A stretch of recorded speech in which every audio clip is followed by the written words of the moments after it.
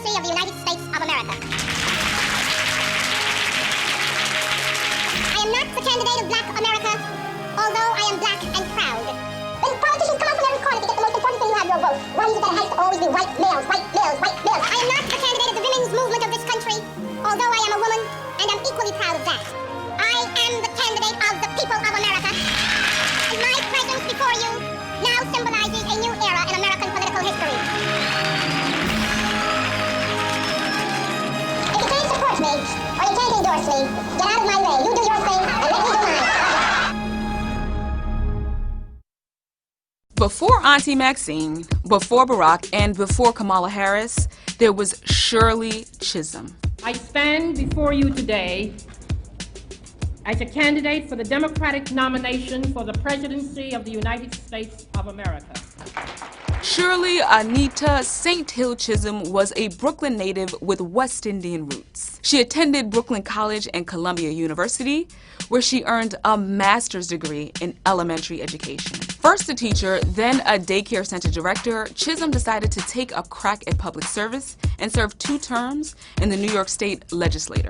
She made history in 1968 when she became the first Black woman to be elected to the U.S. Congress representing the 12th Congressional District of Brooklyn. Bed-Stuy, stand up! Chisholm was also a founding member of both the Congressional Black Caucus and the Congressional Women's Caucus. But Our Lady had her sights set on the highest office in the country. In January 1972, Shirley Chisholm announced her run for presidency and would become the first African-American woman from any major party to do so. I am not the candidate of Black America, although I am black and proud. I am not the candidate of the women's movement of this country, although I am a woman, and I'm equally proud of that. I am the candidate of the people of America. She ran during a crazy time in American history. Malcolm X, MLK, and Bobby Kennedy had all been assassinated. The civil rights movement had technically ended, but it's not like Black and brown folks weren't still fighting for equality. And Shirley Chisholm was like, I'm here for it. The United States Constitution stipulates that anyone that is 35 years of age or over and is a natural-born citizen can run for the presidency. All of us meet that criteria, the people will make a decision. This woman was out here snatching wigs and toupees before we even had a name for it. And she had to be tough because it was dangerous on the campaign trail.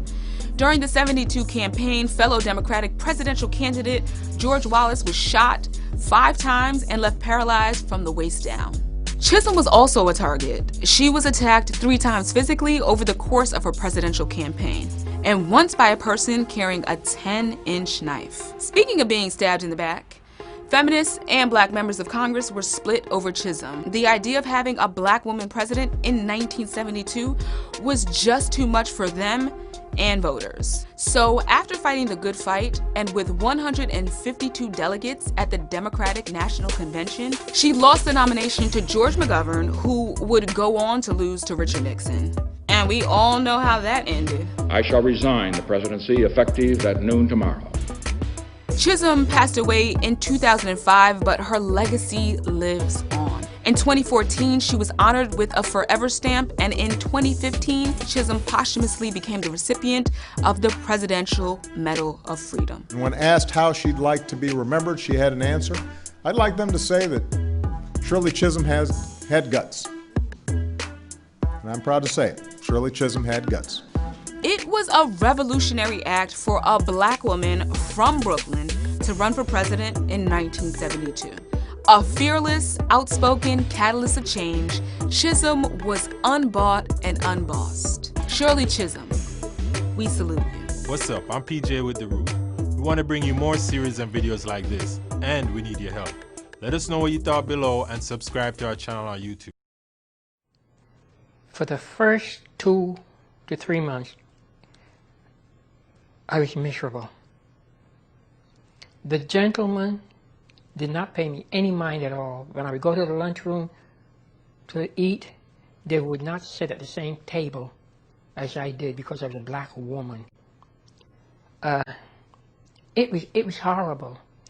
And I'll give you two little incidents that perhaps it shows you that I have a sense of humor about a lot of things. There was a little dining room beneath the house, the floor of the house, and that was a place where we could go to get a bite if we were going to have a long day. And I did not know that in that dining room the tables were designated to the different delegations. There was a table for New York, a table for Alabama, a table for... And I went one day to go down and sit at the table. Well, I sat at a table because nobody was sitting there. 10 chairs to the table. And I ordered my lunch. I was very hungry that day. And I got dessert and salad and a little bit of everything put on the table. And I always took the New York Times and read it while I was eating because nobody would sit by me. So this day, I felt something hovering around me. I looked up, and if looks could kill, I would have been dead. Because I was seated at the Georgian delegation table and didn't know it. Oh my goodness, of all tables. I was at the Georgian delegation table and didn't know it. And this man stood up and looked at me and said, "You sit at the wrong table." I said, "What did you say?" He said, "I say, you sit at the wrong table." I said, "What table is this?" "Yeah, your delegation." "Oh," I said, "but you see, the tables do not have any labels." I didn't know, but tomorrow I will find out where New York sits here, and then I will go to New York. So I continued to eat. And he continued, "I say, you sit at the Georgian delegation table." And I said, "I say, if you don't move from here, I will so and so and so." But then I began to feel sorry for him because he was hungry. And I decided to use a different psychological approach. And I said, "You're hungry, aren't you?" And it's the first time he gave me a smile because I was nice to him. I said, "You're hungry." He said, "Sure, I'm hungry." I said, "I know what your problem is. Your problem is you cannot sit at this table because a black person is seated at the table. Isn't that right?" He said, "Yeah." I said, "I am going to help you. You see that table over there? There's a table diagonally across from the table I was sitting, and there's nobody at it." I said, "Look, you go over and you sit at that table, you order your lunch. And if anybody bothers you, you tell them, see Shirley Chisholm." I thought this would embarrass him, but it did not. This was the funniest thing to me. It did not embarrass him. He went right over to the table, and he sat down. It just proves how ludicrous all this is. It's ridiculous. Then there's this other one, and this almost brought the house down. There was a gentleman that sat on the aisle seat, on the house floor. My office was on the other side of the building, so when I would come to the floor, he could see me coming through because my office was on that side of the building upstairs, and he could see me coming down because where I was going to sit was right behind him. And every day I would come down and come through, and he would cough so badly. So one day I said to Brock Adams, who was the representative from the state of Washington, I said, "Why don't somebody do something for that poor man? He sounds like he has TB. There's something wrong with him." Yes. And he said, "Shirley, I was waiting for you." He said, "I want to tell you something. You got to do something." I said, "What?" He said, "Every time he sees you coming down and coming through, he starts coughing. And then when you come by his seat, he gets his handkerchief out. He spits in the handkerchief in your face." This was his way of greeting me in the United States House of Representatives. I said, "He does, bro?" I said, "I thought." He said, "What are you going to do about it?" I said, "Watch me tomorrow." I had a sweater suit. And the jacket of the sweater had big pockets. And I went out and I purchased a male handkerchief. And I put it in the pocket. And the next day when I came in, sure enough, he started coughing. I said, "Baby, I'm going to fix you today." So just as I came in, he was going by the seat. By then, I had it synchronized as to when he would pull the handkerchief out to meet my face and then spit in the handkerchief. I said, "Yes, sir." That day, pulled the handkerchief out just in time to spit in it and throw it in his face. And I said to him, "Beat you to today." From that day, he never coughed anymore. I bet he didn't. There is that persistence. Oh, yes. Oh, yes. Yes, not He putting up did. with nonsense. Yes, that's right. That's right, Yes. sure. And the men, I'll never forget, the men upstairs in the balcony, there were the newspaper men, and they saw this from upstairs in the balcony as I was coming in, and they almost toppled over the top. They roared, and the speaker had to pick there'll be order in this house. But you know, it sounds like you also had allies.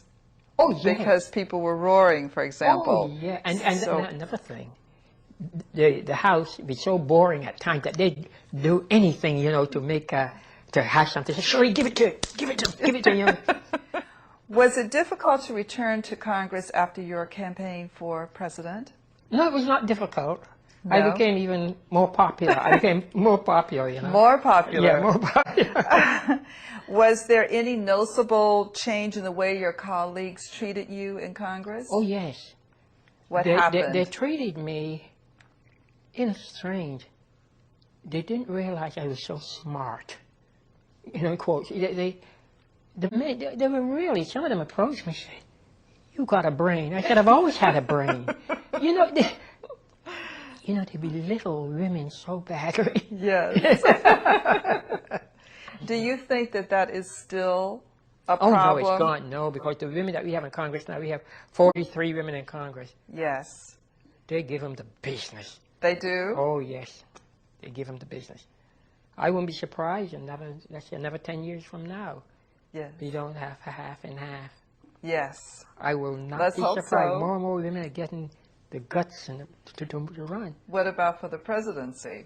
Oh, a woman is going to be president. Within the next 10 years, maybe? Next 25 years. 25 yes, years? Yes, a woman's going to be president. Do you But think before, it will be a woman of color? No. Mm-mm. I believe that before a woman can become president of this country, a woman has to be a vice president, first of all, so that we will get used to the idea of a woman ascending that high office. That's what I believe. I don't know. see. Yeah. Fantastic. In 1982, you decided not to seek another term in Congress. Why did you make that decision? Reagan. Tell us about Reagan. Many of the programs and many of the things that I've been interested in, I saw how they deteriorated. I saw how many things were pushed back on the back burner.